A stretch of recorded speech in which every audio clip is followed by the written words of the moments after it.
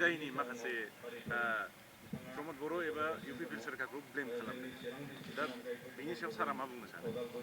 आं बे खोथाखौ दहाय माखासे खोंफोरथि होदों आरो नोंथाङाबो आरो सोंबावबाय आं बेनि खोंफोरथि एसे होनो लुबैदों जे बिटिसिखौ थैजों अरजों दाजानाय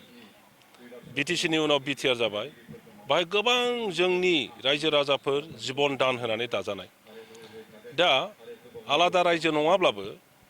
बड'लेण्ड जि बिटिसि बा बिटिआर जाबाय बेवहायनो बर' हारिया थांनानै थानानै गावनि राव हारिमु संस्कृति परम्पराखौ लाखिनानै गोग्गोम मोनसे माने सोदोमस्रि गोनां हारि दानायनि जोङो मोनसे सिमां लादों दा सोदोमस्रि गोनां हारि दानांगौब्ला अब्ला बे हारियाव खौसेथिया प्रथम जाथारनांगोन बयनिबो गेजेराव एना एनि गैयै जानांगोन आरो बयबो जाथि लाखिनायनि बा जाथि फोजौनायनि फोथांनायनि खामानियाव बेस्थ' जानांगोन अब्लासो बे हारिखौ गोजौ हारि बा गिदिर हारि दाफुंनो हागोन नाथाय जों नुनो मोन्दों राजखान्थि लानानै 2003-5निफ्राय आरम्भ खालामनानै दासिमबो गावस्रा गावस्रि दं ओंखायनो बर'नि मोनफ्रोमबो हारिमायारि संगठनफोर जातीय संगठनफोर नों दुलाराय बर' फरायसा आफादखौनो बुं बर' साहित्य सभाखौनो बुं आबोबखौनो बुं बा हालुवाफोरनि जि संगठन दङ जोंनि कालचारनि जे संगठनफोर दङ धर्मीय संगठनफोर दङ आरो गोबां माने सामाजिक संगठनफोर दङ बयबो बुंदों जे जोंनि गेजेराव गावस्रा गावस्रिया जोबनांगौ बयबो खौसे जानांगौ आरो बे हिसाबै दुलाराय बर' फरायसा आफादनि आफादगिरि बिथाङा गावनि खुगाजोंनो खावलायदों जे इउपिपिएल आरो बिपिएफआ ज' जानांगौ दा दिपेन बर' बिथांनि खावलायनायाव आङो बिपिएफआव थानाय समाव आंनि दैदेननायावनो जोङो रिहन दैमारि आगोलनि मन्त्रि इमानुएल मुसाहारि बिपिएफनि प्रथम जेनेरेल सेक्रेटारि बेनिफ्राय जोंहा रबिराम नार्जारि एमएलए आरो बेनिफ्राय आगोलनि बिटिसिनि प्रिन्सिपाल सेक्रेटारि रबिनसन मुसाहारि आरो माखासे जोंनि सोद्रोमाफोरखौ लानानै इउपिपिएलजों सावरायनाया आरम्भ जादोंमोन खेबथाम सावरायनाय जादों मैया हाग्रामा महिलारिनि जि स्टेटमेन्ट बेवहाय गोबां माने दोनखोमानाय लाखोमानाय बियो ओंखारदों आरो मैयानो बुंजेनाखै बिनि आगोलावबो गोबां खोथा बुंदों एबसु प्रेसिडेन्ट बिथांखौ लानानै खाम्फा बरगयारिया आंनाव फैदों ओमफ्राय प्रमद बर'जों लोगो हमहोनायनि खोथामोन दा लोगो हमहोआखै दासिमबो बेनि थाखायनो दा खौसेया जायाखै खाम्फा बरगयारिया गावसोर इउपिपिएलआव खारलांबाय गोबां धरननि खोथा बुंदों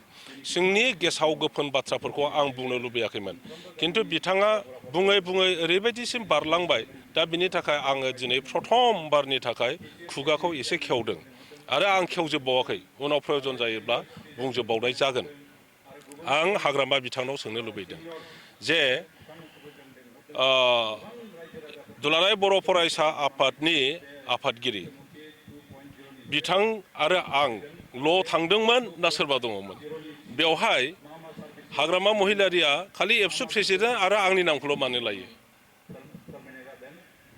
बिपिएफनि लेङाइ आफादगिरि एमएलए रबिराम नार्जारि स्वयं बे सावरायनायाव दंमोन बिथाङा जों ज' थांदोंमोन बिपिएफनि जानानै रबिराम नार्जारि आरो आं सानैया बाहागो लादोंमोन दुलाराय बर' फरायसा आफादा प्रेसिडेन्ट आरो सेक्रेटारि बाहागो लादोंमोन आरो खोथा बाथ्राफोरखौ जोंहा रबिराम नार्जारियानो 80% खोथाखौ बिथाङानो बुंदोंमोन दा मा खारनाव रबिराम नार्जारिनि नामखौ लाबोआखै हाग्रामाया बिनि ओंथियानो जाहैबाय बिथाङा गोबां खोथाखौ दोनखोमानानै दं रायजो राजानो मिन्थिहोनो लुबैयाखै मानो गावनो दाय मैया बियो मोनसे खोथा बुंदों जार्नेलिस्टआ सोंनायाव जे मोननैजों ज' जायोब्ला सिबा सोर जागोन बिथाङा बुंदों बिटिसिब्ला आं जागोन बिटिआरब्ला प्रमद बर' जागोन गावसिब जानो लुबैबाय बिटिसिनि दिनै बिटिसिआनो बिटिआर जादों खिन्थु बिटिआरआ दिनै देरसिनदों फास नैदैनिफ्राय सानजाहा सनितपुर जिल्ला आरो बिश्वनाथ सारियालि लखिमपुरसिम लखिमपुर गहपुरसिम बर' रायजोआ दिनै बांलांबाय बै ओनसोलनि बर'फ्राबो दिनै बिटिसिनि बाहागो जाबाय आरो फैगौ इलेक्सनाव बिथांमोनहाबो भट होनानै गावनि दैदेनगिरिफोरखौ बासिगोन दा बिटिसि होननानै बुङोब्ला हाग्रामाया जिनि सिफ जानो नागिरदों अब्ला फास दैसिमल' होमबा बे सनितपुरनि बर'फोरखौ बिश्वनाथनि बर'फोरखौ गहपुरनि बर'फोरखौ हाग्रामानो नांथारमारला नामा मा खोथा जाखो बियो जे बिटिआरब्ला उमुक जागोन थारमाने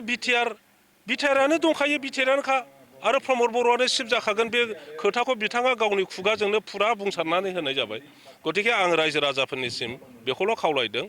हाग्रामा महिलारिनि बुंलाबायनाय खोथायाव नोंथांमोना बिसास खालामनो नाङा बै रायलायनायाव आंजों एबसु प्रेसिडेन्ट बिथांजोंल' जों थाङाखै जोंजों लोगोसे रबिराम नार्जारिबो दंमोन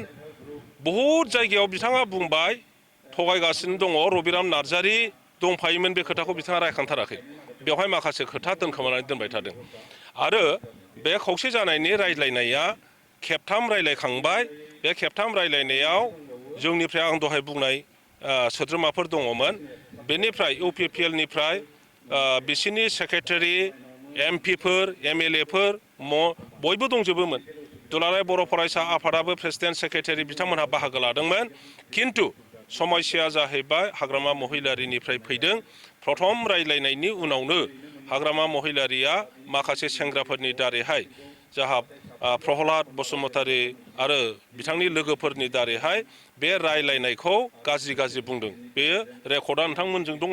बेखौ दामनानै होबानो जाबाय उनावहाय हाग्रामा महिलारिया बुंदों बे रायलायनाया जेबो नङा खाम्फा बरगयारिया गाव बिटिसिनि चिफ जानो थाखायसो इउपिपिएलजों रायलायदों होननानै बिपिएफनि सिङाव आंखौ दहारब खालामदों आरो जाय खोथाफ्रा देरलाङै आङो थाङै थुङै बिटिसिनि भबिसत दाफुंनांगौब्ला जोंनि हारिखौ खौसे लाबो